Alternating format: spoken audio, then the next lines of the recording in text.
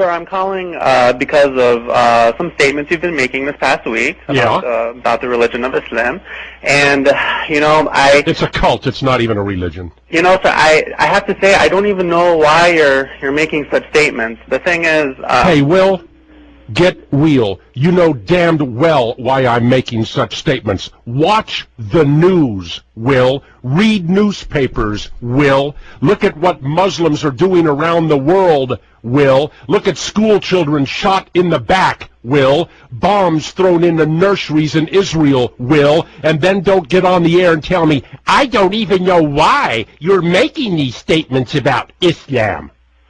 All right. Well, the thing is, I don't know. Maybe you don't have a lot of Muslims call into your show to give their point. Are you a Muslim? Yes, sir. Yes, Converted? Sir. Excuse me? Converted? No, sir. No, sir. Oh, you were born a Muslim? Yes, sir. Okay. So the thing is, maybe you don't have a lot of Muslims tell you their I got one right now. Tell me what's going on. Okay, so I can tell you that Islam certainly does not condone any of the crimes that have been portrayed. Horse crap. Hold on, Mr. Boortz. Don't tell me to hold on, and don't give me this Islam doesn't condone. We've got outrage right now. You're on hold. I'll make the statement, and then you come back and tell me where I'm wrong. We've got Muslims right now that are outraged over cartoons, okay? Over cartoons. Muslims fly commercial airliners into buildings in New York City. No Muslim outrage. Muslim officials block the exit where schoolgirls are trying to escape a burning building because their faces are exposed. No Muslim outrage. Muslims cut off the heads of 3 teenage girls on their way to school. No Muslim outrage. Muslims murder teachers trying to teach Muslim children in Iraq. No Muslim outrage. Muslims murder 80 tourists with car bombs outside cafes and hotels in Egypt. No Muslim outrage. They attack a missionary children's school in India, kill 6 of them. No Muslim outrage. Muslims fire rocket-propelled grenades into schools full of children in Israel. No Muslim outrage. Okay? On and on. We go to Bali, wherever. Look around. And then Muslim newspapers publish anti-Semitic cartoons. No Muslim outrage. Muslims beat the charred bodies of Western civilians with their shoes, hang them from a bridge. No Muslim outrage. And then newspapers in Denmark and Norway print cartoons of Muhammad, and all of a sudden, Muslims are outraged. And Will, you know what? You need to own up to it. You need to own up to the problem is not talk show hosts. The problem is not newspapers in Denmark and Norway. The problem is that Muslims like you get ticked off when somebody calls the Muslim world to account, but you don't get ticked off at what Muslims are doing around the world. Well, sir, the only thing I can say is that for the long list of crimes that you just cited, as a Muslim, I am most definitely outraged. You have never, ever called this show to express outrage over any of them. Mr. Boortz, I've tried to call your show on several occasions. Just today I realized I can call about an hour early and get in. You weren't on an hour early.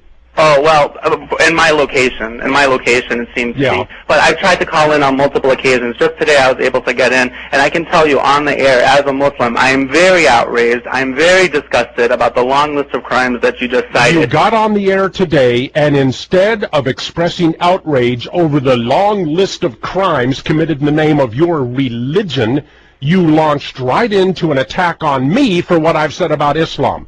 So your words ring absolutely hollow. You got on the air, and you had nothing to say about the list of atrocities committed by the wonderful, peaceful religion of Islam. You had nothing to say about it until I brought them up. So don't give me this nonsense about how you would have loved to have called to condemn all those things. You don't have a word of condemnation in you until the non-Islamic world rises up and starts to make it clear that we are fed up with your damned religion.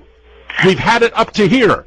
And somebody, like I said yesterday, somebody needs to grab the Muslim world by the shirt collar, backhand it a good one, knock it into the damn corner, and say, straighten up or we're going to eradicate you Beatles from the face of the earth. As far as the crimes that you just mentioned, definitely Islam does not condone or support it. It deplores it, and anyone you do not speak for Islam. I'm through with you. You do not speak for Islam. You can't call up here and say definitely Islam does not support it. Islam is involved in it around the world. And the Muslim street doesn't get outraged until somebody prints a cartoon of Mohammed. Then they get outraged. And you call it, well, the Muslims, we condemn all these things. Where were you when they happened? And don't give me this nonsense that magically you only managed to get through to this radio program today when after my statements about this outrage over these cartoons of Mohammed. You know, I understand that these bloodthirsty Islamic murderers do not represent the majority of the world's Muslims. When, though, do the rest of you become outraged? When do you take to the streets to express your outrage at the radicals that are making your religion the worldwide object of hatred and ridicule? I mean, Salman Rushdie one time, he wrote 3 years ago in the New York Times, he said, as their ancient, deeply civilized culture of love, art, and philosophical reflection is hijacked by paranoiacs, racists, liars, male supremacists, tyrants, fanatics, and violence junkies, why are they not screaming? And that's the question for you, Will. As your religion, if you want to phrase it this way, as your religion is hijacked by paranoiacs, racists, liars, male supremacists, tyrants, fanatics, and violence junkies, why aren't you screaming? But when you get on this radio program, all you have is to criticize me for what I've said about Islam. You did not try to call when they murdered hundreds of school children in Basra, shooting them in the back. You didn't call.